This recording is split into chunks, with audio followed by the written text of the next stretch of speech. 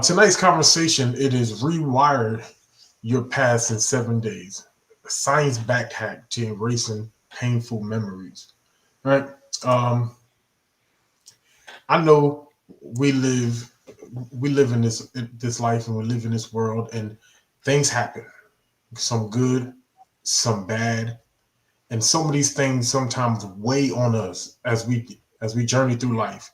Our decision making, our relationships, our abilities to cope in certain scenarios are all shaped by either lessons that we've learned, experiences we've gone through, and maybe trauma that has been endured. I know that this is a reality for many. And so with that today, we're going to talk about how can we rewire those memories, right?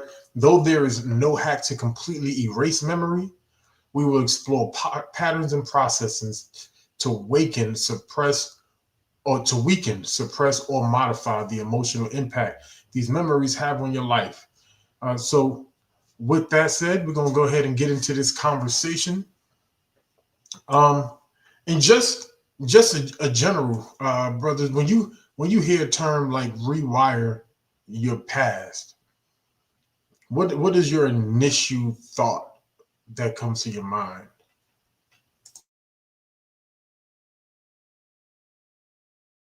I think when I think of rewiring, I think of not acting as if it's not there, but taking things that happened in the past and change how they control you now. Because there are some things that could have happened and that very well could be true. But sometimes we can keep ourselves in a certain place mentally, even physically, to keep us in that place where it hinders us from moving forward where we are now. Yeah, I would say that there is a pre-existing conditioning that may be interfering with the way that a person is trying to live their life or experience life and so forth and so on. And the unfortunate part of that pre-existing conditioning, it is responsible for the outcomes that you are receiving. So going back to rewire those pre-existing conditionings, it can be frustrating. It can be joyous. It depends on the person that you're dealing with. So yeah, that's kind of like what I say to that. I love it. I echo everything that my brothers just say. When I first saw the topic, you know, kind of threw me back a bit.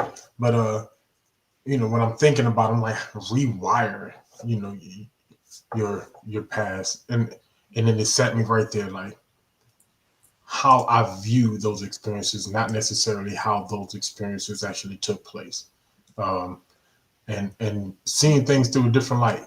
So, with that said, there are three techniques that I found scientifically proven techniques. They said that actually affects this process. The first one is a reconciliation interference technique, right? Modifying established emotional memories. So this technique states that memory is not fixed. Every time you retrieve a memory, your brain temporarily unstabilizes it. This is the process called reconciliation, right? Um, so with that said, first question, brothers, what would you say the initial reaction would be when a person or yourself were asked to recall a traumatic memory? Generally, when a person is asked to recall a traumatic memory, they recall it through the lens of the emotional experience that they had. They recall the things that they remember. It does not necessarily recall the entirety of what actually happened. They recall the emotions that they have in relation to it.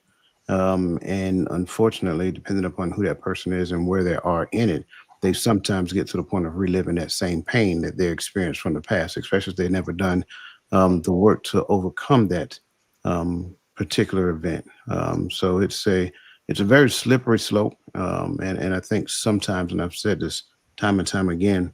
I believe a lot of times when we share our stories, that's what we're doing. We're sharing our stories from the lens of the through the lens of the traumatic emotional experience, and not necessarily through the lens of the authentic truth of everything that happened in that particular scenario.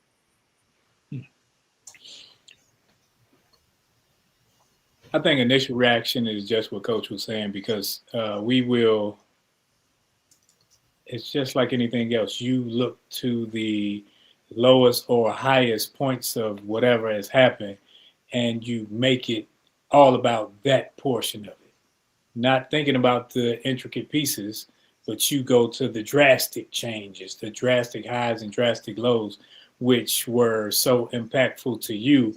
And those are the things that we tend to hold on to, so it's easily accessible when asked. Yeah, I'm right there. Especially how Coach started. It's the initial aspect of reliving the experience, and you can kind of see it. Especially people who are more passionate, you can kind of see them relive the experience as they tell the story. The hand gestures, the body movements, the getting into. Yeah, because I remember, and you can see more than just recalling the what, but recalling the experience, and you can see it come through them in expression. I see that a lot in this study. It kind of tells us that when that memory is recalled, it enters back into that stabilizing period, right? Um, and in that stabilizing period, that's when you can begin to interfere the reaction to the moment. Um, and I just wanted to point that out. That was something that I saw. So I think that's interesting to put in our memory bank as we move forward. Let me see. With that said, let's go to the scenario real quick. Scenario number uno. All right. So Michael and Lisa was out in a restaurant back in 1994. Pick the year, right? In Indiana. Lisa requested that they go and eat at an old favorite spot of hers growing up. So, due to the racial nature of this couple, they were not given really good service. The experience was tough to the point that they ended up going home. And Lisa began to cook at home. That became her routine. So they eventually fell in love, right? But Lisa was traumatized by this encounter because it was something she didn't see often. So when they were not traveling, she would only cook at home. So they never felt that same experience again that they felt at that restaurant. Um, and I hope everybody here knows who Michael and Lisa is. Uh, I was about to say something. You don't know? Coach, you have to get to your Googles. Uh, but with that scenario in mind, let's go to the first question or the second question. Right after recalling this painful moment, how would you advise Lisa to rewrite this memory before it's restored? Is this Michael Jackson and Lisa Marie Presley? Uh, I'm a little lost on the Michael and Lisa. I thought it was just made up people myself. So me and Well, Coach, I guess all on the my same. scenarios, I pull somebody, pop culture. I don't know. But how would I advise Lisa to rewrite the memory? I think she would have to sit down and not just go by, because she got another person that was there also. So it's two people that can have a conversation about what was going on at the time, what was happening, and just me. I would have her journal it. Start with a journal, write it down, say what was. That way, it's uninterrupted. It's her thoughts coming out of her mind, onto her piece of paper, so I can't make it anything other than what she sees in her head. So I would have her journal it and see how she feels in the moment and whatnot, so that we can go from there. Yeah, it's of course with these conversations, it's very slippery slope. Number one, I wouldn't advise Lisa unless she came to sought assistance or aid with it. That's for starters. I think a lot of times people give unsolicited advice as though they're experts, and in most cases, they're really not. But after her soliciting some help with this particular scenario, I would try to help her to reframe it by first, let's identify the facts, like what actually happened, not how you feel about what happened yet, but what actually happened, both her and Michael together. Tell Michael he can't do no he's in this conversation either. But just let's identify the facts. And then after identify the facts, sure, we acknowledge how she feels, right? And what people have to realize, the acknowledgement of how the person feels is for them. Like I'll say it again, it's for them, not for the sake of that is reality, right? It's their reality. And there's absolutely nothing wrong with that, right? Once we acknowledge how she feels, then we can like reframe it to, instead of focusing on what actually happened, focus on the resiliency that they potentially shared in the midst of the situation, how they were there to ensure that they maintain their I don't know, I want to say professionalism, but this isn't a professional setting, but maintain their character in the midst of a situation. So that's kind of like how I would start off with that.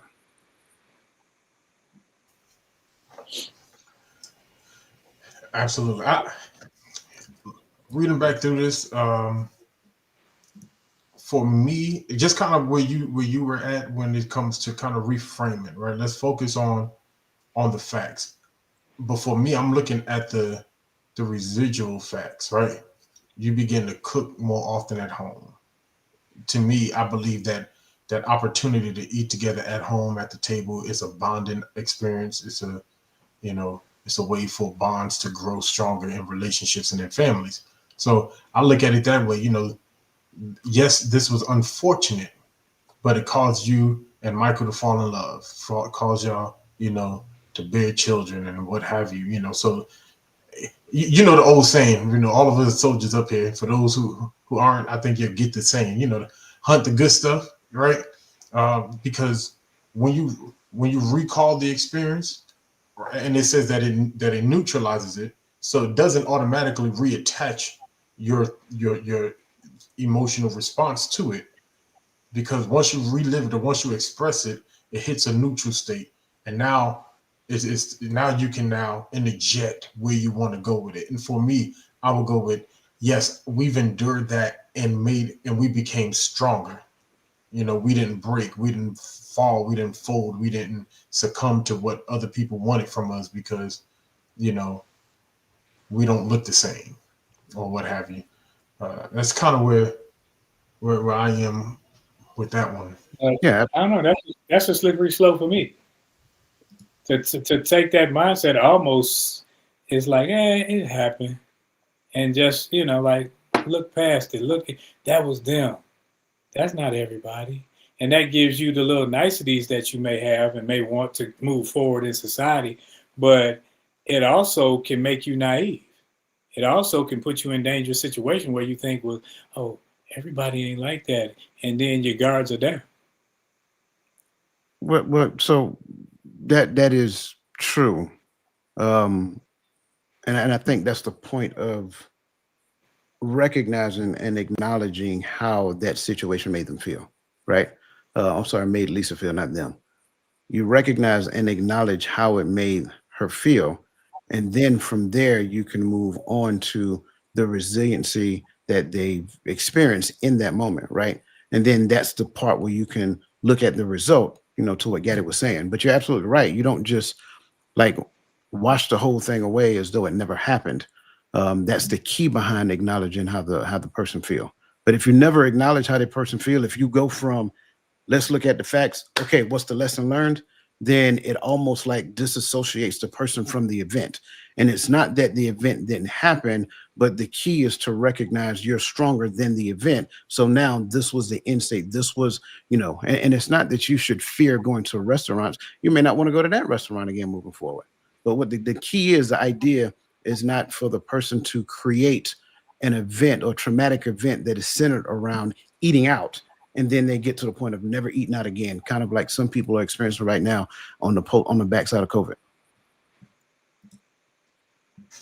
Right. I remember an experience when I was PCSing from Jackson the Hood.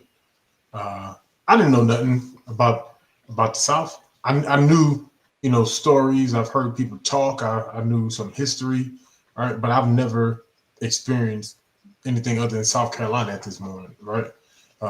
Been to Georgia a couple of times, at some parties, did some stuff. But other than that, I didn't know much. Yeah, I didn't say it was a good experience or good parties. You can take the hat off. No, but hey, that's your traumatic experience. My bad. Right. So, but I remember pulling over at this gas station, and I'm all of 22 years old. This guy come out. There's only like 2-3 pumps, and we in Mississippi, and it's dark as all get up. But I know I ain't had no gas, and I needed some because it said after that it said next gas station 30-something miles. I was like, well, I don't know. AG lead the way. 290 right. Don't hate, coach. Don't hate. So this man gets to my car. He go, "Hey, sir, I think you got enough to get down the road." He's gone and keep driving.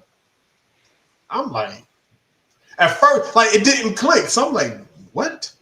And I see these headlights go off. Come on. I was like, so you said 35 miles? 35 miles. So I beat feet down the road. Because in my mind, I didn't think I had enough gas. But when it really clicked what this man was saying, deuces. So I'm not scared to getting gas. Kind of like to where you're saying, right? So my lesson learned was to pay attention to where I stop. Right? I like to drive through the night if I'm gonna go long distance. That's just me. But 9 times out of 10, I know my routes. I know where I'm going to stop at. I know where I'm going. Attention. I'm like, ain't nothing going on over there. Right. If there's nothing going on over there, there's no lights and I don't see no people, especially no people that look like me, may not be bad, but I'm gonna keep on riding. But that's my lesson learned. I don't know if that's kind of where you were going with it, bro. Oh yeah, that's because everyone should have a semblance of situational awareness, even when we go through things. And I think sometimes an event can be made more than what it is by the psyche of the person. So yeah, y'all. Hey, coach, listen. You remember back in the day? Both of y'all remember back in the day when you used to have to go to what was that link we had to go to? The ArmyRiskAssessment.com. I had my route mapped out. I had my breaking points and all that other stuff mapped out. But they didn't tell me right then there's a little city right off in the middle of Mississippi. I don't care how much gas you got, get through there with a prayer. But I didn't know. It just said that this was around the best time to stop. And that was just a gas station I saw. I was scared to run out of gas. So I did my little trip assessment. When I left my house, I would leave my house at like 4 o'clock in the morning. I'll make my way to I-10 and travel east on I-10. When I got to the Mississippi River, that big old bridge, yeah, that's where I made my gas stop, my food stop, and everything right there. Because once we crossed that bridge, so we riding. I hear that. Hey, it's crazy that all of us remember that same route. Man. I'm trying to look and see if we got something good. All right. So until this year,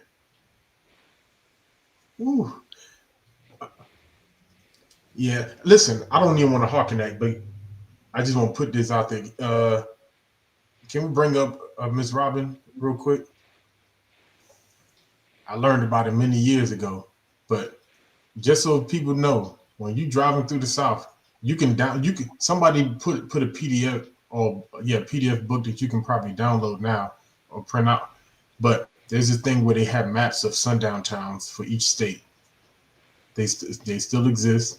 Uh, I know a lot of people try to act like we don't live in those times or what have you. And this is not to fear bait or anything like that. But if you can if you can look that book up and download it, right? It's like the green, yeah. And so you download that book so if you travel through the South, you know, just go ahead and have that handy. See, you keep saying the South. It's not just the South, because I'm from Northern Mississippi, Michigan, where it's the same. It's the same. It's a mentality. It's not a place. It's a mentality, and it's not everyone, but it's certain areas, and it's everywhere because of where we are. But like you said, don't want to make people afraid of traveling and things. Just be cognizant of where you are and your surroundings. Right. Right. Be wise as a serpent, but as gentle as a dove. But that don't mean be afraid. Yes, I do agree, Sister Lisa. Let's moving on to the next technique. This one is called extinction learning. This does not erase the memory itself, but it removes the fear response that memory triggers. This study says that repeat exposure to the initial trauma experience without the negative consequences can exterminate the fear attached to it. Let's go to this scenario real quick. Or is it with if you're familiar with it? Do anybody have any add-ons or takeaway from you From understand that definition? Yeah, when I was still in and went through certain PTSD, I think they just call it PSD, whatever they call it now. But you know what I'm talking about. Training and with the therapy sessions and the everything, that's one of the things that they did, the whole exposure thing. Talk about it, talk about it, talk about it. Write it down, write it down, write it down. Listen to it. And I think it's a partial truth, but I think it's kind of limited also.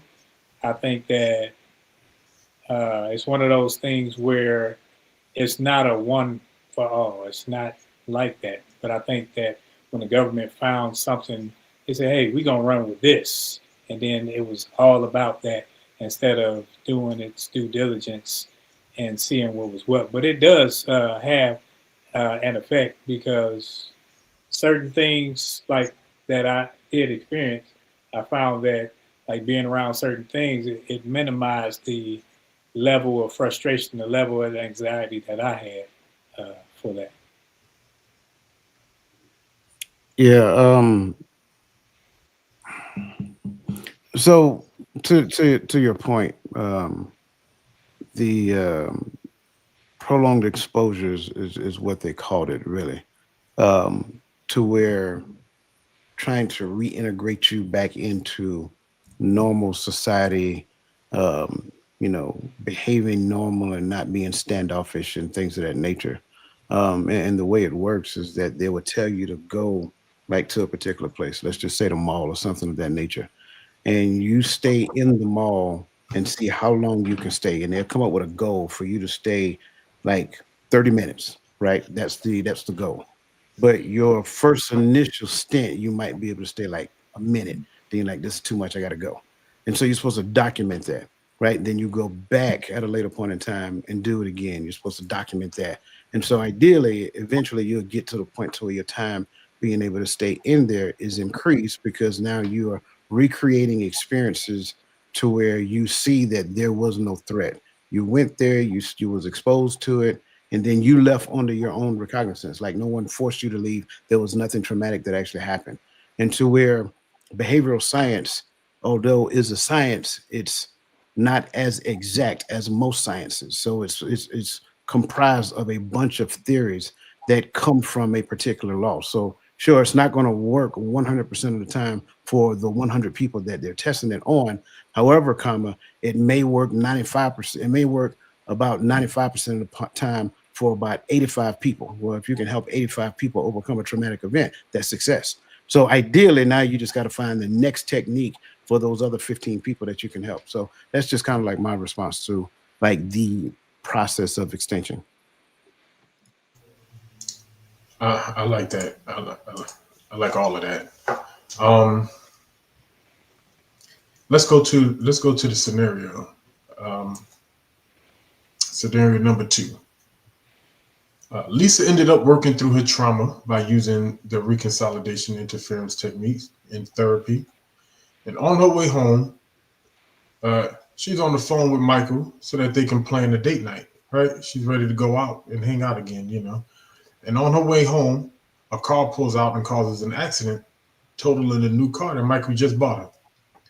So she was okay the rest of the day since Michael ended up driving, but she developed uh, amaxophobia, which is fear of driving, causing her to eventually start working from home and avoiding going places alone so that she didn't have to drive. Um, the question is there a point in Lisa's experience where exposure could end and begin the extermination of the fear of driving in this scenario? And my bad, I read that terribly. Uh, I'm gonna read it again. Is there a point in Lisa's experience where exposure could end and begin extermination of the fear of driving? Y'all seen Top Cruise? Yeah, not Top Cruise, Top Gun. I was You like, know, y'all seen Top Gun? Get them back in the cockpit as soon as possible. The answer is yes. There is a point where it could end and begin the extermination of the fear, but we have to realize that the other person gets a vote, right? Just like when you looked at Top Gun and they was trying to get Maverick back in the cockpit, he was resisting it. He would take off, he'll start flying, and he wouldn't engage like he normally would. It's the exact same thing. When you look at the person, and I don't know the extent of what she's seen in the accident, that could probably be a large a part of it as well, because of how much she's seen and the result of what she's seen. That's why most police officers and EMS workers try to keep everybody else back as far away from the scene itself. But yes, get back in the cockpit, get back to doing the thing that you were accustomed to doing, because ideally in doing that, you recall those old memories that you had in the normal operation of the thing that you're accustomed to doing.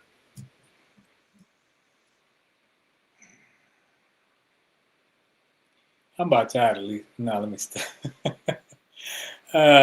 Lisa is a little too sensitive for me. But is there a point that Lisa's experience where exposure could be and begin?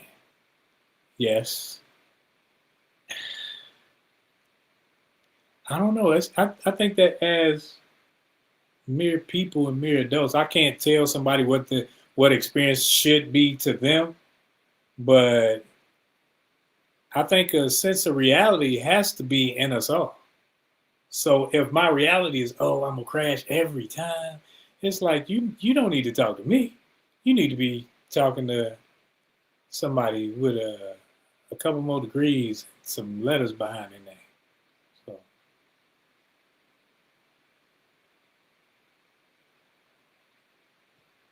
I think, if I may, I think also this is probably more common than we ever could imagine.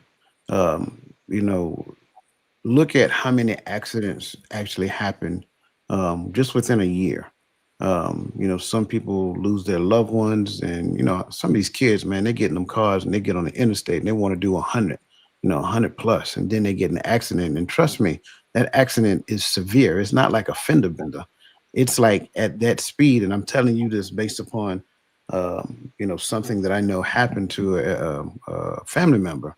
And this didn't happen to him, but the cop actually said that in that scenario, like they were fortunate to not be wearing a seatbelt, because at that speed, that seatbelt would have done more damage than it did good. So just like imagine if that was the case, and her mother showed up on the scene and witnessed and seen what, because eventually you're going to have to show them to them. The mom's going to have to see it, right? Now imagine the end result of that, or say for example, she survived that accident, but then the secondary and tertiary effects behind it. So this is actually more common than most people care to realize, and a lot of times, we're not necessarily equipped to help a person who is going through something of that nature, and we can be at times become a little insensitive to like what that person recalling, because that's a lot of times what people do. They recall the situation. They go back and they revisit the night when they seen that person, or the night when they seen the accident, or something of that magnitude. So I think when it comes down to stuff like this, being able to listen and hear what another person is saying, like I say, and not minimizing how they're feeling, hearing it, but understanding that that's the feeling that they associated with that event, then help them to get that back to the point to where they can normalize life. And maybe in this scenario, maybe it's, going back to, as what we would call when we were younger, driver's training. Let's go on an old country road and, get you behind the wheel and get you more confident. There's no cars out here, just me, you, in the woods, right? We're just going to drive a little bit and, stuff like that. So stuff like that really helps. I know it sounds kind of primitive when you're talking to full-grown adults who already got driver's license and things of that nature, and it may seem excessive, but you would be surprised how far that actually go to help that person. And I experienced something like this with my truck. When a couple of years ago, a woman T-boned me. I was driving down Hood Street, whatever you want to call it. And I'm looking at the lady. I'm like, I know she ain't coming through that stop sign. She came through the stop sign. She went around the car. I tried to speed up, and she hit me and all the airbags, and I spun around, all that other stuff. And every time I go down that street, it was like, I'm looking. It's like, okay, I'm looking. I'm checking to see, make sure ain't nothing coming from over there. Because I'm like, okay, this is where it happened. But it was never debilitating or anything like that. Some people it may be. Said it totaled her car, totaled mine too. But some people's mental is already set on a path to hold things in a grand scale when they should let them go. So Nick D makes a point, right? She says, if we could bring up her comment, she says, I can imagine that developing a crippling fear of something would make it extremely difficult to try it again. On the flip side, we are not created to live in fear, so she could start with unpopulated area, and that's what Coach was saying. So I agree there, but on that first part, I have a question.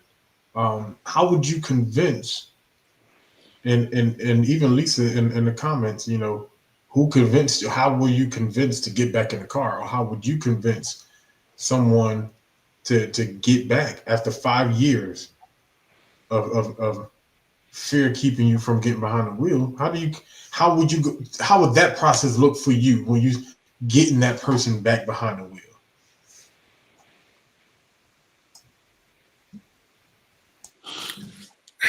I think kind of like what I just said previously, right? There will be conversations, right? Getting them to kind of remember what it was like to be autonomous, to, go to the store on your own, go hang out with your girlfriends or whatever that looks like, right? Because trust me, at a certain point, cabin fever is going to kick in. You're going to get tired of sitting in the house. You're going to get tired of looking at these four walls. Ain't so much TV you can watch. And so, it is what it is. And so in some instances, we could just be in the car and I'm actually driving. And then, I go to a particular area to where we know there are no cars being intruded, and say, hey, would you like to try just for a short distance? We don't have to leave this area. Just do a couple of laps around the parking lot or, down the road or whatever. That way you're kind of comforting them into it, but not necessarily forcing them to do it. Right. Again, it's them that have to make the decision to move forward. But the other side of that, if they're rejected, then you're going to have to be okay with them rejecting it at that stage. But the key for you is to not give up. Keep affording them the opportunity to move outside of that. And then once they do the first time, just kind of keep repeating the process. And then, like I said, over a prolonged period of time, they'll get to the point to where they may just want to go to the corner store. And there may not be any, cars in your neighborhood to go to the corner store and back, but that's fine. That's a start. And then, I think you'll be surprised at what actually happens. Like we're pretty resilient people.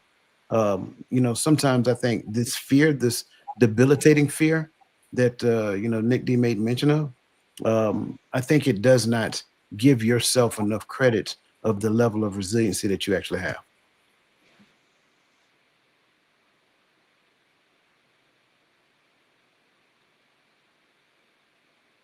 Oh, I already answered that. Oh, you're talking about, yeah, we already went with Lisa there. I think it's a gradual thing. I think when you gradually, it's just like when we used to, and I'm going to be plain and earnest. When we used to take my grandma's car, we would bag it up, we would move it forward. Bag it up, move it forward. We took gradual steps. Then next thing you know, we was around the block. Next thing you know, we was in the neighborhood. Next thing you know, she was looking for her car. So I think when it comes to things like this, you got to gradually do it. You can't just, jump out there and do it. And I think sometimes the frustration of people and our insensitivities may come across as in, man, just do it. Because we think we're in that situation, we're going to do it. So I think that is a insensitivity that needs to be checked on the other person's end. And so we can say, okay, let's take our time. Just sit in the car. Just get a feel for it and go from there. And like I said earlier, the other person has a say. So, you can talk until you're blue in the face. If they're not ready to get in that car, they're not going to be ready to get in that car. I think one of the things Lisa said in her response was, when I got ready, I got ready. Sometimes I think sometimes you got to be tired of not doing the thing because of the fear. And that's what I felt like she was at. She said there was a moment or a time where I said to myself, okay, I feel comfortable driving again. And I naturally begin to do it again. Like, I don't know. I feel like I would be tired of being stuck because I let something keep me captive. And so I would have eventually got in the car. Kind of like what you said. I probably wouldn't have went back and forth. I probably would have went to the corner store first, went to Dollar General and came back. But eventually I would have to have taken that drive. And Lisa, let me ask you, because you said Marines. Were you in the Marines or was your husband in the Marines? I think she was saying mine was after. I think Marine was a typo. Oh, okay. Okay, I was like, I didn't know you was a Marine. Wait a minute. And I know you remember that one guy. He had a fear of driving, and then his friend put a cooler in the car. I said, nah. You remember the movie, man. Go ahead. And this is why we got points that we can move on to, Man, I think I wouldn't drive ever again if I already had a fear. You do that. Okay, yeah, so that was a typo. Yeah. Because I was about to say, I knew you was bad, but okay. All right. Let me see. Going on to the next aspect or next question. Are there any responsibilities? Are there any responsibilities that you believe that Michael shares to assist Lisa through this process as her partner? As a partner, I'd say patience. I would say a semblance of understanding. I just start with that. Yeah, I definitely agree. I think along with patience and understanding, and again, I can't remember if Michael and Lisa are married or not, But like I tend to say, her success is his success and his success is her success. So if she is handicapped in any way based upon some type of event that she experienced, then that's handicapping to him as well. And you have to see it that way. Because if you really want to be logical about it now in this particular state, anytime she wants to go someplace, you are now her chauffeur by de facto. So, and it's not that you don't want to be her chauffeur, but let's just be honest. There are times that you don't want to be her chauffeur. And then there are also times to where you have to realize that she may not necessarily want to be chauffeur, but because of this fear, you have to be the chauffeur. So yeah, there's a responsibility there. Not just the patience, not just the understanding, but the progressive nature of her deliverance also becomes a part of his responsibility simply because they're partners. I like that. I like that. I think I'm right there. Someone said encouragement, right? And so with encouragement, I would say by way of expressed understanding, having understanding and actually expressing that, is a different thing. Letting her know that reassurance, like, hey, it's all right. I got you when you're ready. Because if she feels like she's being pushed in the car, she might regress. She might go backwards. She might not ever get in the car. Now you stuck. Drive. She waiting on you everywhere she got to go. So yes, let her know that hey, I get it. You might ask you want to drive. No, I'm not ready. That's all right. When you're ready, you just let me know, and we'll take baby steps. Talk her through. Letting your partner hear that you understand. I think that goes with that would help along the way when you actually begin to start to encourage them to get in the car. They'll trust getting in the car because they trust you through this process. I think we in this world that we live in, I think sometimes we discredit how much a partner can help us through traumatic events in life, especially when you know like with the first scenario, you went through it with someone. I believe that will create Lord. I believe that will create an opportunity for us to have something to talk about. You know, hey, and to get through that together. You, I know it didn't express that Michael felt some sort of way, but knowing we in this together, helps with the process of getting through it. If y'all do you agree with? Okay. When it comes to the understanding piece, I think sometimes we can be lying to ourselves when we talk about understanding because, and I think a lot of people do that with the Kenya's unalive ones. I don't know. When your family pass away, I get sick of not framing words right on this thing. But when your family pass away and people be like, oh, I understand. No, you don't. So sometimes the honesty of not understanding, but having the empathy to go through with the person can help because I don't know what your relationship was like with that person. So I can't say, I feel you, I understand you. Even if my same type of my mother, my father, whomever has passed, I don't know your relationship with yours. I don't know what that was like. So I don't know what you're going through. So I can't understand it. Now, when it comes to this accident, it wasn't me, it was you. You went through it. So I can say I understand because I'm trying to push you through. So then I'm starting to gaslight and all this other stuff to get you to do what I want you to do naturally. Yes. Yeah, I can see that.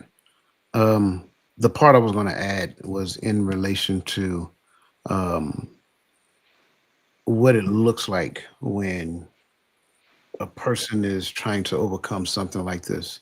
And then you experience frustrations in the midst of them trying to overcome it because they're not necessarily overcoming it at the rate that you believe that they should be overcoming that thing. Um, let's be honest, it can be frustrating. I think that's important for everybody to recognize. But that person that's going through it, they may not recognize how frustrating it can be to their partner. I don't care who you are. when you get of a certain age, you're going to end up dependent on somebody. And trust me, and I think some of us may have already experienced it when you had to take care of, you know, Pawpaw and, you know, Big Mama or whatever that looked like. Um, Even though there is joy in doing so, there are times that you may experience some frustration. You got to be careful not to impose those frustrations on that person during that particular point in time. Now, there's also a certain point where there becomes a level of dependency as well. So now you have another slippery slope you have to be careful of.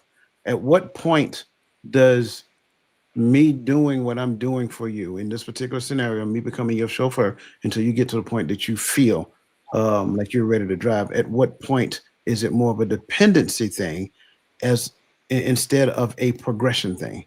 So I think before situations like this start, and I'm glad we start talking about relationships. I think before situations like this happen, there has to be an establishment of what a relationship looks like to where we can have these honest bouts of communication. And I think too many times we create this scenario to where honesty in relationship is not necessarily warranted, even though we say that's what we want, until somebody decides to be 100% honest with you. And then you start, you know, acting a particular type of way or whatever the case may be. So the question has to become, do you really want a healthy relationship, or do you just want the relationship of your dreams, which equates to some type of fantasy world? Because when this happens over here, and that's either coming with age or, you know, a traumatic event, and that other person needs you, can you be there for that person? And by that same token, express the patience, express the empathy, minimizing the fact that at times you're going to be frustrated, but recognizing taking care of them is a little bit more important than your frustrations at this particular point in time, and have a healthy outlet to where you can express those frustrations, but don't make them feel bad about what they're going through.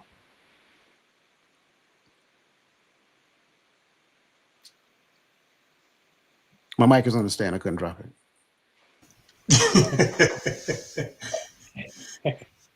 I thought Rose was coming back. So, and I think when we're in this conversation, we got to understand, you know, especially in a discussion piece, the point is getting to the fix and not focusing on the brokenness, right? So when we're talking about it, you know, even from the relationship aspect point to the trauma aspect point, we got to get in the mindset of how do we take this information and implant it to make better, and not hawk on the broken, because that's how we stay stuck, you know. But with love, of course,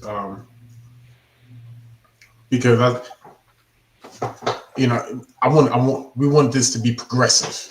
So when we're talking about relationships, it become that and let's be honest, relationships become a trauma in today's world in and of itself, you know. So when we start talking about how do we assist one another, you know, getting through traumas as partners, even if the partner is not your lover, the partner can be some friends that partner with you to help you through this. You know, it could be, you know, a parent, a sibling. So, but I'm looking at it from the aspect of how do I receive that support, and so that's where I feel like it gets hard. You know, I remember growing up, I went through some stuff, and my cousin tried to help me, and to be honest with me and my cousin, we didn't grow up together. She's a little bit older than me. Her mother was my mother's sister, but she grew up for the most part with her father. So we didn't really have that close relationship till we became adults. I joined the Army.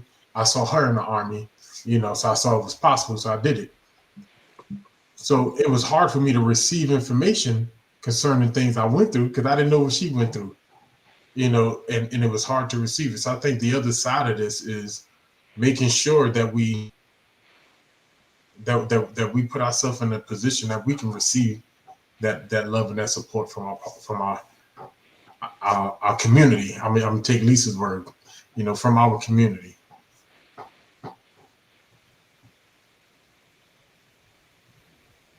Uh, yeah, absolutely, Lisa. We are one. We are one. That's what he called us to be. Um, let's go to the next the next process. This one is called cognitive reappraisal. Reappraisal, right? This is the conscious psychological technique used to change the emotional meaning of a memory. Um, this study states that you can consciously reinterpret an emotion stimulus. Instead of reacting emotionally to a painful event, you could use factual and objective aspects. Um, so far, what are your thoughts just on the definition? Has everybody here heard of cognitive reprisal?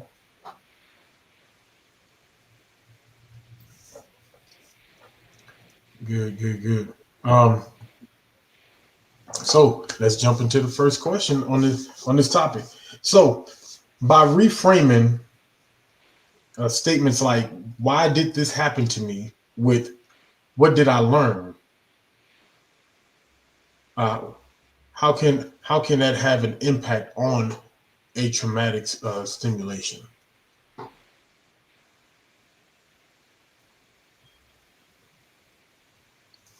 Just looked it up. Hey,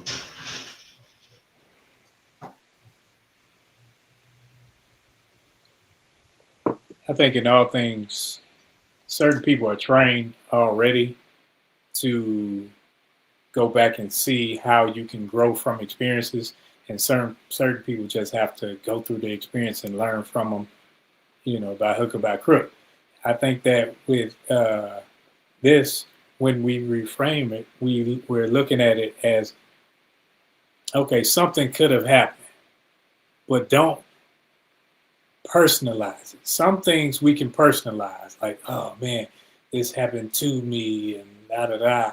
And what you're doing, you're starting to pile things onto yourself, and you're taking on weightier things than need be, instead of saying, man, yeah, this happened and that happened, and leave things in their proper perspective. And I think a person that's trained in said areas can help you place things in proper areas where they need to be, so that they aren't weighty on you, and you can actually handle piece by piece instead of trying to eat the whole elephant at once.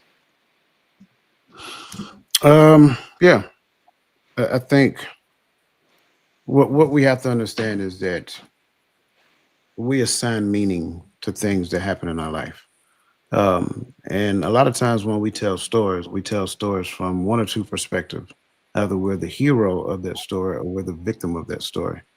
When we get to the point of reframing it, um, rejecting the victim perspective, then we can get to the point of understanding what that situation could have taught me if I looked at it from that perspective. So it's like, instead of it happening to me, what is happening through me? Like, I give everybody a perfect example. Y'all remember years ago, it was a common thing to hear somebody say, "It's the man that's holding me down." Okay. Now, of course, the proverbial man is ultimately the system. Is there a system in play? Sure, it is. But do I have to look at the system from the perspective of me being a victim to the system, or is there an alternative perspective that I can adopt and assign meaning to my life according to that? So then once that answer becomes yes to that person, because you get a right to answer the question however you want to answer it, right? Once the answer becomes yes to that person, then we can now open up doors of conversations about, regardless of the system, what can you do, right? What opportunities are available to you? Now you get into the problem solving aspect of your own reality, to where now you start seeing opportunities. So reframing is a very powerful tool. The problem here is that a lot of times, and you have to listen very closely, because people will tell you in no uncertain terms whether they are ready to reframe it or not. And that's the other side of it. Understanding when a person is ready to reframe is it takes a keen ear to hear it. And I have rejected people in the past because in the initial Q&A, they were literally telling me that they were not ready to move on from this perceived event. And once I got that clarity from them, out of them, my next statement to them is that I can't help you. You need to go seek therapy because that's what you want in this particular point in time. Now, alternatively, could they have opted to move forward? Sure. But they had assigned meaning to that event and they wanted to talk about that event and how that event made them feel. And it's not that talking about the event and how the event made them feel wasn't available on this side. It's just that they weren't ready to come to the other side of it yet.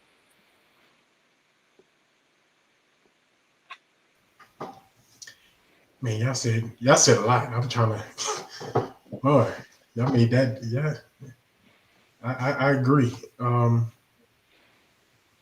Lisa said it was good to her second or third. Yes, so in our current situation, we can look at the number of aspects that are impacting individuals as a whole, or you can reframe it and activate your faith by knowing and speaking.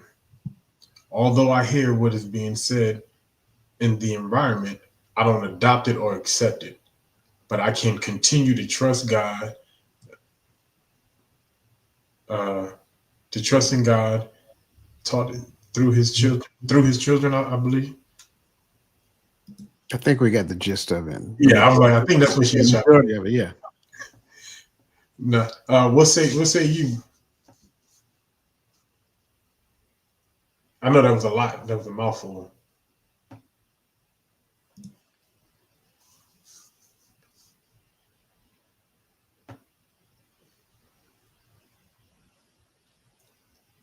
Because I like something you said, Coach, but I want to pull this out because what you said leads into the next question. So I think we do have to have a holistic approach. That's why we can't approach every situation the same, every person the same. So if you've gone through something, doesn't mean that I'm going to take it the same way. I'm going to handle it the same way. But I think sometimes that's what we do. We say, okay, I read this book and this says you should be here. That's what we used to do in the Army as medics. We used to have an algorithm. They say, yes, go here. They say, no, go there and whatnot. I think we try to treat people like that.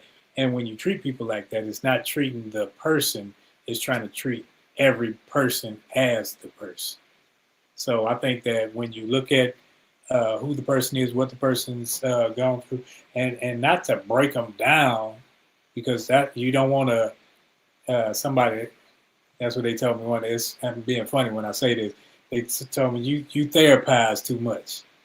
I'm like, okay, I'm therapizing again then. Because I try to understand pieces. I ain't trying to break down the whole. I'm gonna break down this piece over here first and deal with that. Yeah, but I believe that is a holistic approach. You know what I'm saying? But and going back to the example I used, sure, the system is there. We don't reject the fact that the system exists. We don't reject the fact that the system was not made for equality. We don't reject the fact that certain people get certain privileges that other people don't. We don't reject those at all. But then by that same token, going back to Lisa's point, why focus on that? Because that's what I gather when I read this. Although I hear what is being said in the environment, I don't adopt it or accept it, right? But I can continue to trust in God. And I think she said that trust in what God taught His children. Right. So it's not that those things aren't facts. True, they are facts, but I don't focus on that. I focus on something that, points me in the right direction, points me in a direction to where I am supposed to be moving forward and not necessarily being handicapped under the thumb of something that was created that didn't necessarily have me in mind. So I think that is taking a holistic approach. I think when you look at proportionality, I think there are some people who want to focus on, acknowledge, address, talk about, so forth and so on. And they spend so much of their time focusing on this that they can't even see this. And then the other side of it is that there are some people who don't want to see this at all. And then they focus on this. And this right here, even though is more productive for them in nature, it does not necessarily address the compassion that we need to have for people who are still focusing on this. So I think the more holistic approach is recognizing, acknowledging, but still focusing over here. And I think we're along the same lines, because I'm not, when I say the holistic, I'm saying don't try to tackle the whole thing at once, Right. but tackle this part and that part, you know. So I think we're saying the same thing. Yeah, I think when we talk about, you know, people who therapize too much, I've learned, and this is just in my experience, y'all can correct me if I'm wrong, I've learned that a lot of extremely educated folk, and I'm not talking about, you know, anybody here. Some of us went through school and life at the same time, right? Some of us got degrees while still being in the army, but we had a young adulthood. A lot of people spent a lot of their young adulthood in school and in some more school, and they come out as a full-grown adult, finally entering into the world, right? And so when you take that into consideration, it makes me understand why a lot of our leaders, you know, our senior leaders at that used to say things like that, because the only thing they had to rely on was the by the book, by the numbers. They didn't have the personability aspect to their method. Maybe in time, maybe they learned it in time, you know, when they became senior in rank. But I've seen that a lot when I dealing with soldiers as a young leader. I used to get lieutenants and captains that used to always be like, you're the leader, you don't need to be friends with them. I'm not being friends with them, but I'm being personable with them. You know, I want them to work for me here in the field and downrange, not just, you know, robots. But I get the bottom book. The bottom books keep me from falling short. But the person allows me to get even deeper. So I do like it when you said, you know, treat the person, you know, not just the symptoms and condition, because that's an important aspect. So I agree there. Before we move on to the next question, I want to pull up because what Coach said and what his divine posted is going to lead right to the next point. She says, "No, the victim mentality is a miserable state of being. I know what that felt like when I studied with a certain spiritual group." Right, and I think that is important to see that aspect, to understand the mindset of the victim, because the next question is, what would you say the difference between victim to survivor is, and how could it change the narrative of your story and your experiences?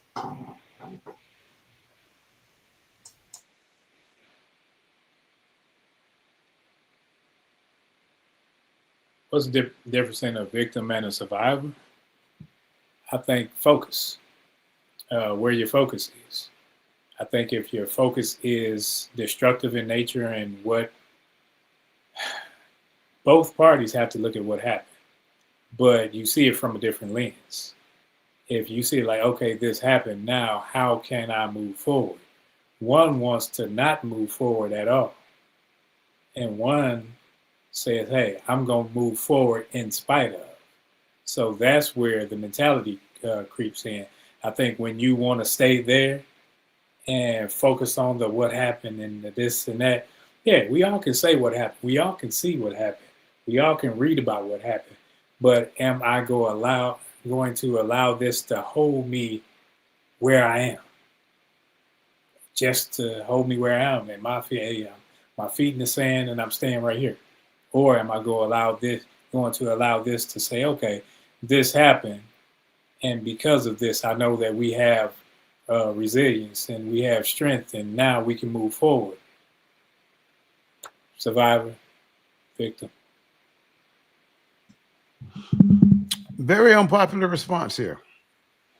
Muddy the waters just a little bit. That's what I'm gonna do. Um, I would say it's a number of differences. Can say. I would first say maturity versus immaturity. I could also say entitlement versus responsibility.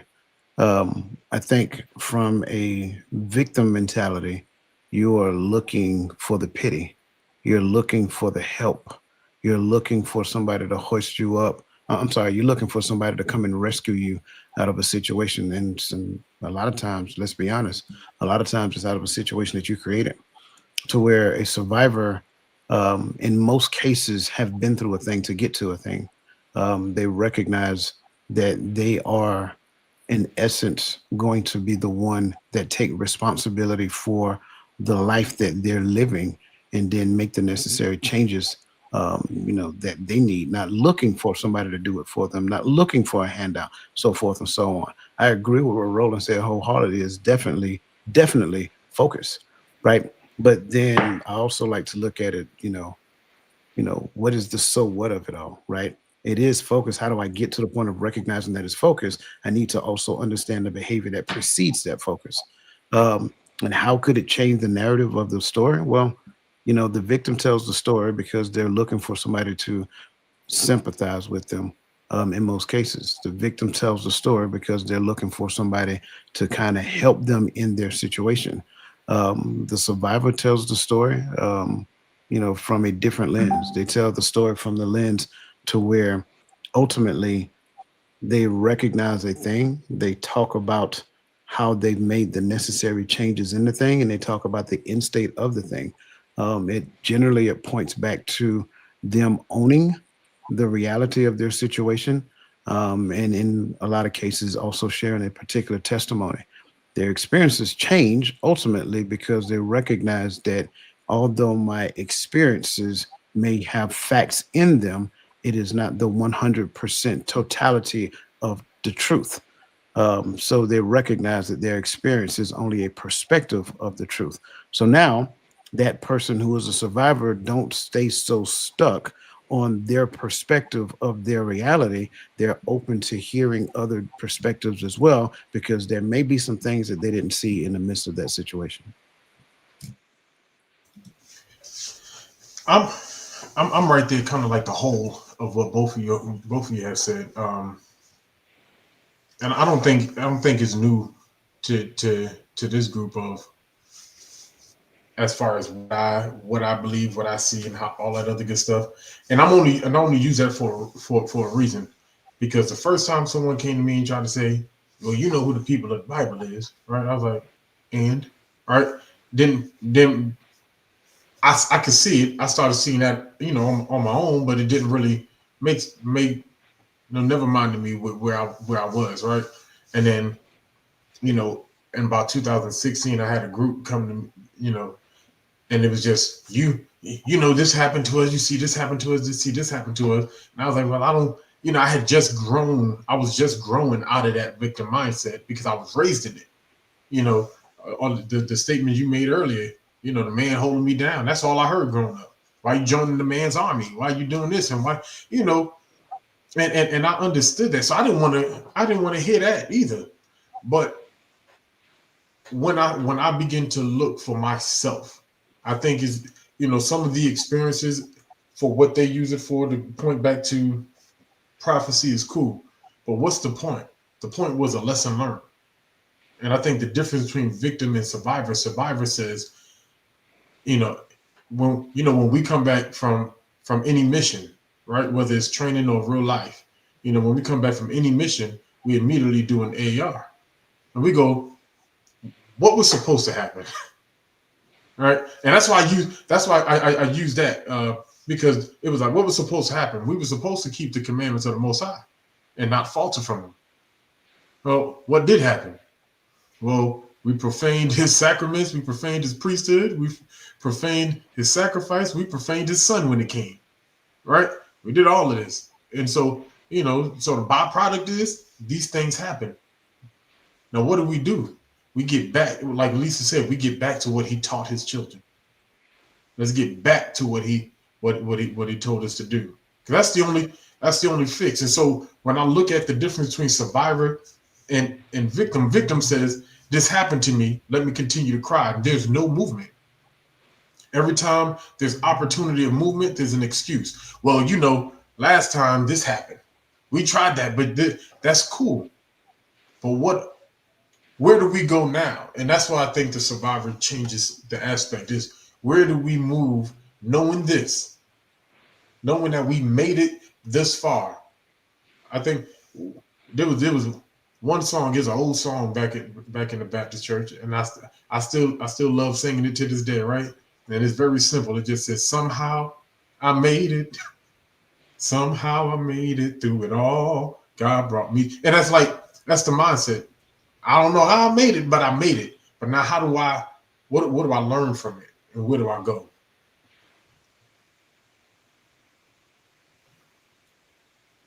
I didn't know. It looked like Roland might have had like he was reaching for you. Trying to I find was that looking to see if y'all about to tap in.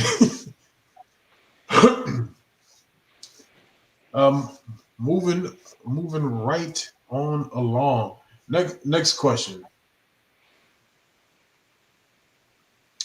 And I think we answered this question, but with everything that we were talking about, especially with the victim mindset, and I asked this kind of where we ended up going, right? Is this true for both individuals and community, or is there any slight differences when we talk about mindset? I would say it's true because a community is built up of individuals, and you got to start at the lowest level and work your way up. You can't just say, okay, I'm gonna just throw a shotgun blast out there and hit everybody. You got to do. Sometimes you have to do one at a time. Sometimes you have to do small groups. Sometimes you have to start lower. You can't and I think that works. So I think yes, it may be on a micro to macro scale, but yes.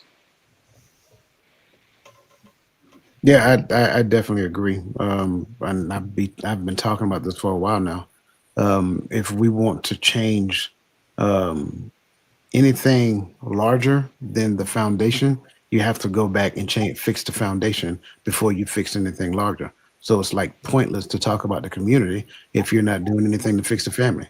It's pointless to talk about the church if you're not doing anything to fix the community. It's pointless to talk about politics if you're not doing anything to fix the church. It all leads in succession. So the bottom line, if you want to understand the issue with politics, you want to understand the issue with church, you want to understand the issue with the community, look at the family. We do not respect what family means any longer.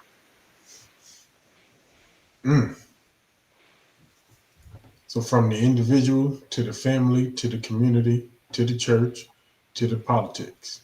Yep. Like, that's why it's pointless to talk about those things. I don't participate. Like, there are very few people I talk politics with, but it's really a very short conversation because it's a waste of time. It's pointless. Yeah. Right. Because what are we talking about it for? Is it something we're gonna do to fix?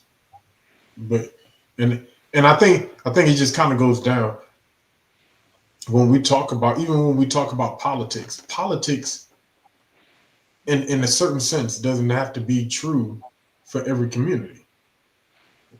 It doesn't, and I mean by what's happening and how it affects. What do we do for our community? Who we, because I think one of the issues I've always had with politics, and this is still community, one of the issues I've always had with politics is nobody I ever voted for on any level came from where I live. So who is putting this person over this district when the self-interest of this district is probably in this district? And so we always go outside of community to find someone to help fix community. But if we fix self and we fix relationships and we fix families, we can fix communities. And then maybe we can get in the mindset to where, hey, road nephew, going to law school, or the grandson going to law school. I would say nephew, but his nephew probably already graduated, And I'm joking, bro. But his grandson going, so he come back to the community, and he might have some he might have some ideas that will benefit the community that he can take to that political level. And I think that's what the problem. We look at it wrong. We what they need to do for us down here. No, we need to send one of us down here up there to speak on our behalf. I I think don't know. that's also the problem because we expect to send somebody as a representative, and that's how they dupe the whole nation anyway. When it comes to, that's how they dupe this politics. Politics is the governance of the people. So we send people to govern the masses of the people, saying that this is our voice. And then when they don't say what we want them to say, it's like, okay, but we got to stand by them. Well, you put them there, so shut up and listen to them then. If you put them there, shut up and listen. Like you put the orange dude there, hey, listen. You put the old dude there, listen. And you have a dependency on these people to be your voice instead of making your voice known where you are. You say, okay, let me shoot high. No, let's do this thing to where I'm involved. We don't want to be involved. We just want to send people. So we send people and expect. And we want to sit back and have our hands tied. No, if you have your hands to work here, it'll work. You ain't worried about what happens up top. But see, that's the point. But see, that's the point that I'm making. If we had a better, more holistic understanding of what the family is supposed to be, and we did the right thing in the household, then when we look at the community would be saturated with individuals who have a good understanding of what the household is supposed to represent and how the community looks. Therefore, now you have multiple communities who look like that. When it comes down to state governance, those people are the ones who go into state governance. And you look at a community, you're probably going to take like 10, 15, 20 communities before you have one of them move into state governance. Well, who do you think eventually goes from state governance into federal governance? The people from the state governance. So that's what I'm saying. It starts with the family structure. When it got to the point that we avoided family values and things of that nature, according to what it should have been, then we just started adopting any old thing. And the things that we started adopting, those became the things that, started being put into place. And within the scope of the structure that exists, now you have the victim mentality. What does the victim mentality say? You're not doing anything to help me. Well, it's not their responsibility to do something to help you. It's supposed to be your responsibility to help the community. The community helps the church. The church turns around and helps the community. So it's supposed to be an evolution that's taking place within an internal system that feeds an external system. So now that external system can actually represent that system that they came from.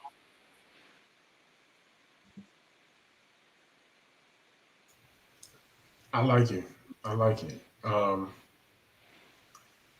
Listen, I said let's get it together.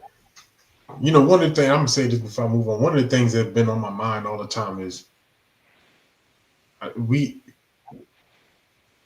have a lot of people who have a lot of good ideas about how to move back to community and how to get things right. But I think the problem is we expect people who don't want to get things right to be a part of that community.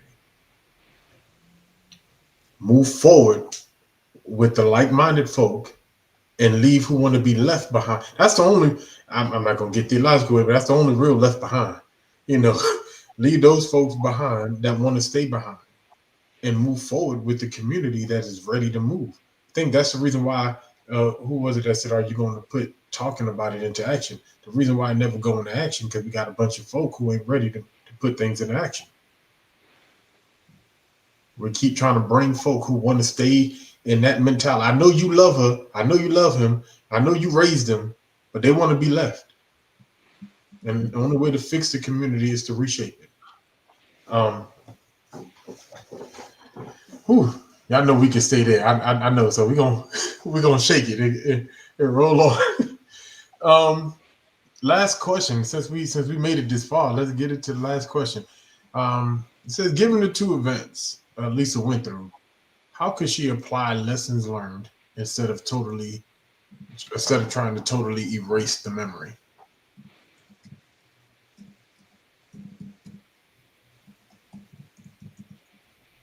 How could she apply lessons learned? She could actually look at the facts in each situation. Look at what actually happened. Look at her reaction to what happened, and look at the fact that she's still here to talk about it. So now, instead of totally erasing it, she's like, "Man, yeah, this did happen. That did happen. I'm still here." It's like the Chinese kid on Hangover. He say, "But did you die?" I know I can't say that out here. Whatever. It's too late. But Too I'm about to say, bro, we didn't. hey, I'm it's about a to movie talk to you quote. like I talked to Coach last podcast. I can't unquote a movie quote, but and I think that this whole sensitivity thing is killing me. But and I think that's what she needs to do. Look at the facts of each and every scenario and see how it could have gone different either way, good or bad. Yeah, I agree. I think when you look at this question, there's two things come to mind. Number one, it is virtually impossible for you to erase a memory. That's for starters. But then number two, how could she apply lessons learned intentionally? When she becomes intentional about applying those lessons, then she will apply those lessons. And what do those lessons look like? Well, that gets into building the necessary level of resiliency that she needs to overcome those situations. And then if she really wants to progress in nature, go ahead and teach those lessons to other people who may be suffering from the same thing that you've been through. I think that's how you apply those lessons. I agree. I love it. Um, look at the facts. Let's look at the whys if there's a why. Now let's look at with the first event. For me, I get where Roland go, and I agree with what Roland said, but I don't think change happens by tucking tail and hiding. You want? I'm just gonna go. I'm gonna keep going. I'm keep going out, going out to eat. I'm gonna learn, like you said. I'm gonna read the room, learn my environment, know where I'm at, know where I'm going. You know, and move accordingly. But I'm not gonna tuck tail and hide. You know, we have the stories we have of some of our ancestors who endured, you know, physical harm to make a statement. And those things being recorded, I believe, help shape a different mindset. And even people who think like that, they think twice before acting on that intrusive thought, you know, because they understand the mindset or the repercussions that can come behind it. So, man, this conversation started really getting good as we got closer to the end. I do appreciate you all and you in the chat for keeping us lit, keeping us live. So with that said, I don't know what just happened. So with that said, we are at our bittersweet moment where we are moving over into our final thoughts.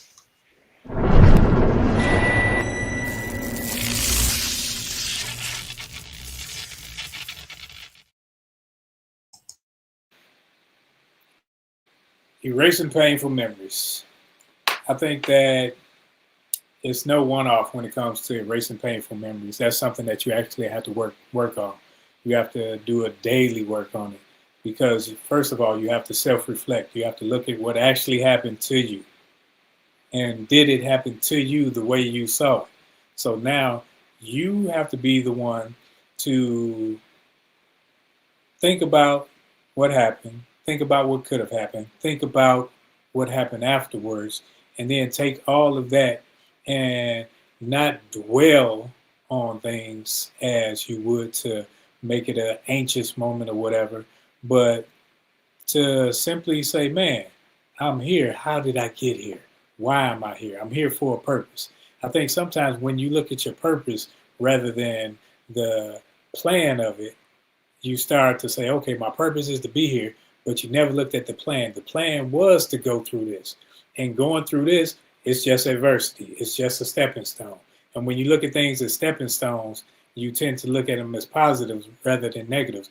I think we need to stop looking at everything that happens to us, or whatever, how we frame that, as things that happen for us to move forward, for us to have teaching lessons, for us to be here to talk about. And not be so, if something happens to someone else, we can't just say, oh, well, it happened, get over it. No, I can't tell you to get over it because I think I've gotten over it, because I may be hardened to life. I may have had an upbringing that says, okay, it happened, get over it. It's just another scar. Whereas that other person may have to go through it and learn from it a different lesson, and so that they can have a different teaching point. But when we start small and work on the small tasks first and build our way up, it's the same thing we can do in society and have our societal ills actually taken care of and handled before we go forward and start complaining about what is and what was.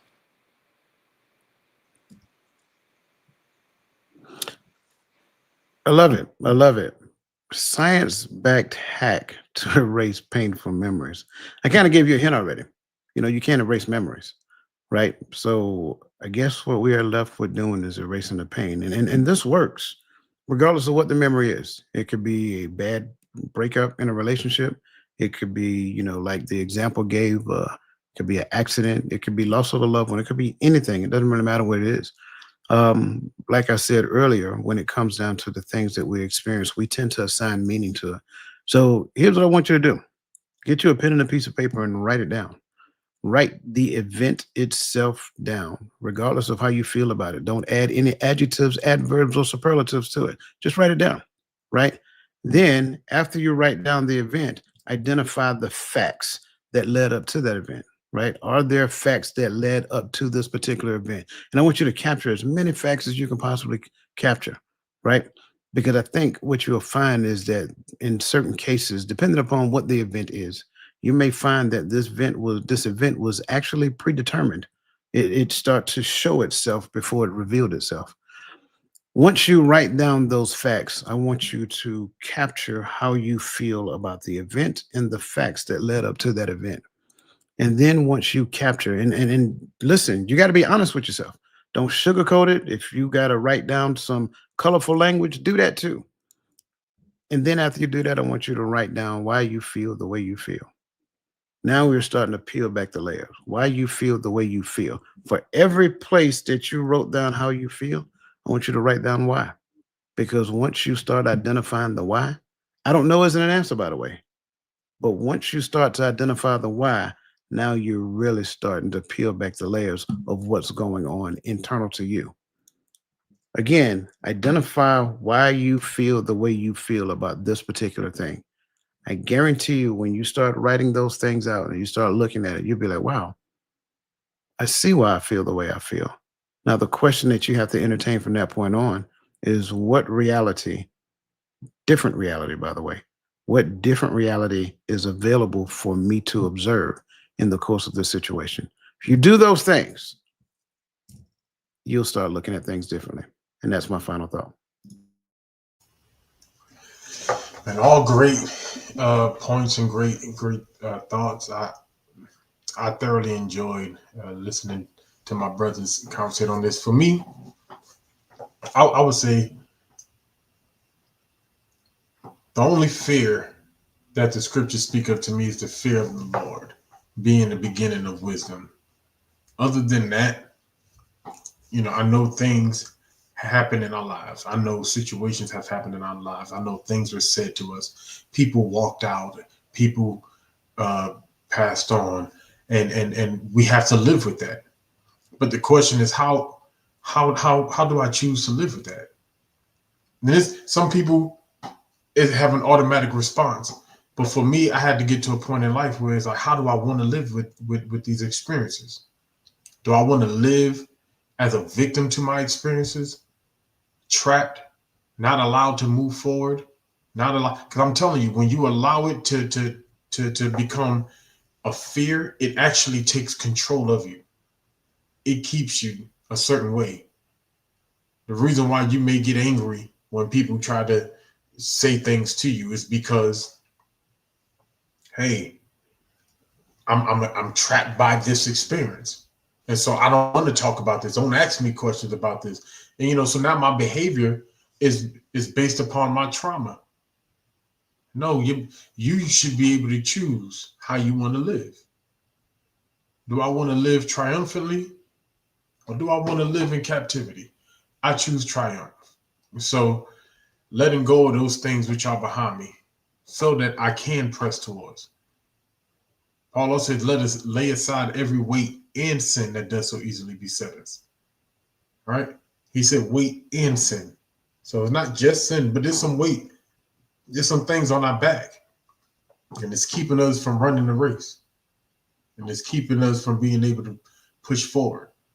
And you get tired. You got to take a knee. But he says you have to endure to the end. So keep your head up. I hope this process helps somebody. I hope someone, got some notes and could take this back to the shed, read over it, and we can move forward and we can grow together and be better as one. Whew. All right. Well, man, I think my brothers were on it tonight.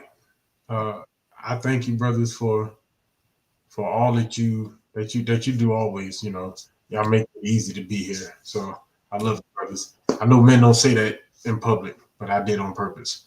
But I do love my brothers. I love you, chat. Y'all have been great. With that, are there any notes that we need to put out? As always, Bible study on Sunday.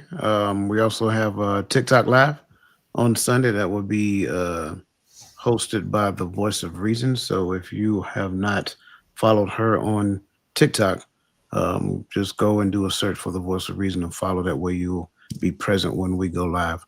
For those of you who are already connected in the group, as you know, we send it out anyway, so you'll get your invitation. Again, Tuesday is Coach's Corner. And then, as always, next Friday, 8 p.m. Eastern Standard Time, Hearts of Men. I won't be here. But, these gentlemen will still carry on an awesome show. So, yeah.